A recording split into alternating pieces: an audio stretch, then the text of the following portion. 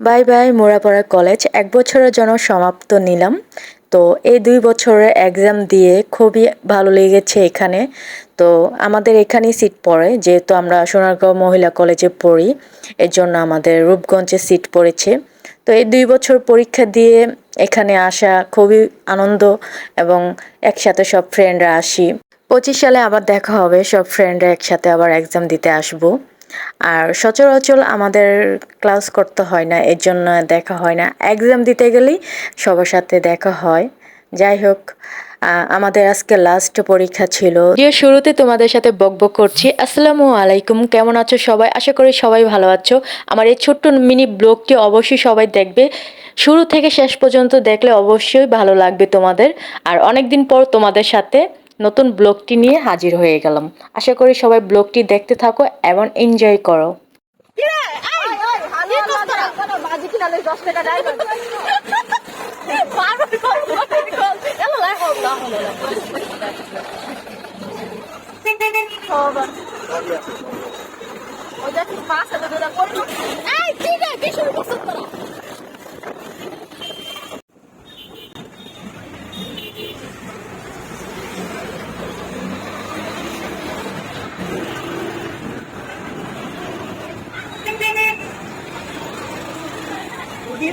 Ai, eu não sei o que é.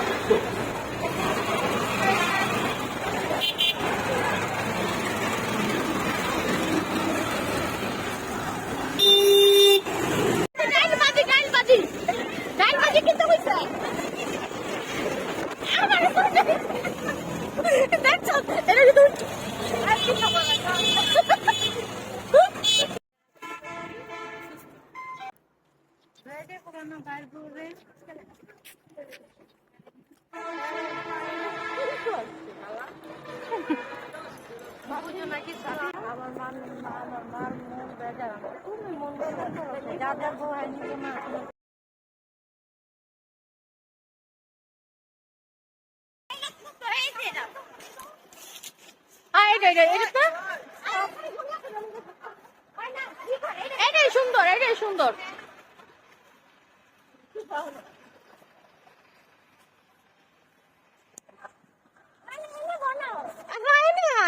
প্রতিবন্ধী এই যে বই কোন করেছে দে আইসে দে এসে দে এই যে সুখ না আছে না বলে ভালো লাগবে।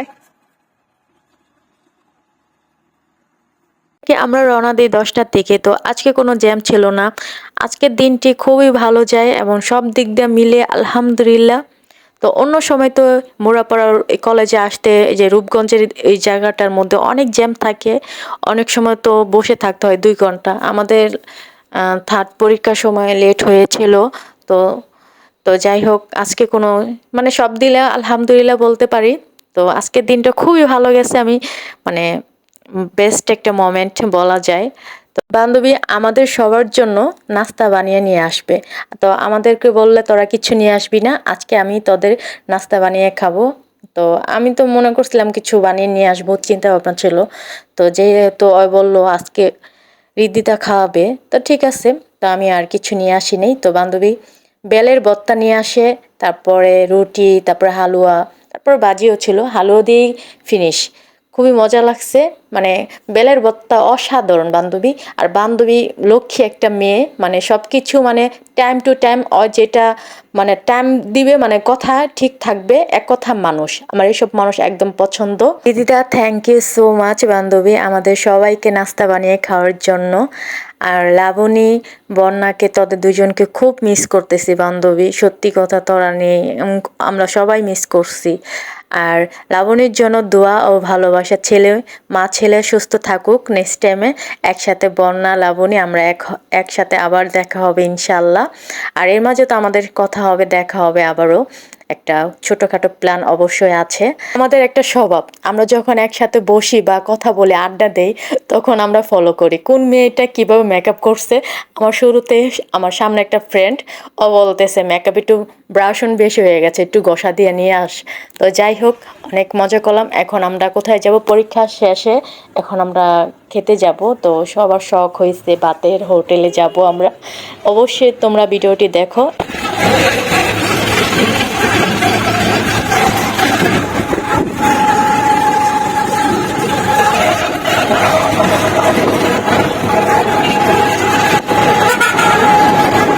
নিউ ব্লগটি তোমাদের কাছে কিরকম লেগেছে অবশ্যই কমেন্ট করে জানাবে। আর আমার পেজটির নেম সবাই তো জানো, নিপু লাভস ব্লগ। আর আমার ইউটিউব চ্যানেল আছে, ওইটা সবাই প্লিজ সাবস্ক্রাইব করে দিবে, বেল আইকন অন করে দিবে, একই নেম, নিপু লাভস ব্লগ। আর কেমন লেগেছে অবশ্যই কমেন্ট করে জানাবে সবাই। আশা করি তোমাদের ভিডিওটি ভালো লেগেছে।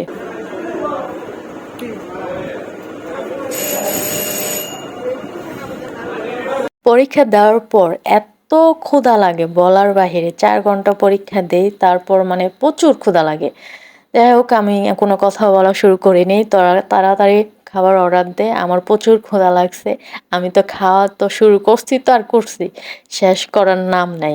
যাই হোক, ভাত ডাল, ওরা তো যেহেতু ভাতের হোটেলে আসছে, এখন যা ওখানে ভর্তা আমরা করছিলাম, ভর্তা নাই, অনেক পদের ছিল, ঢোকা হয়েছে কিছুক্ষণ আগে, আমাদের আগেই শেষ হয়ে গেছে। তো যাই হোক, গরু গোস্ত, ডাল, তারপরে এইগুলা দিয়েই শুরু করি। তারপর আমরা তারপর গিরিল নেই, তারপর নান রুটি নেই। আগে ভাত খাওয়ার পর এগুলা খাওয়ার পর আমার বান্ধবী তো হাসতে হাসতে অবস্থা শেষ। আমি চুপ করো।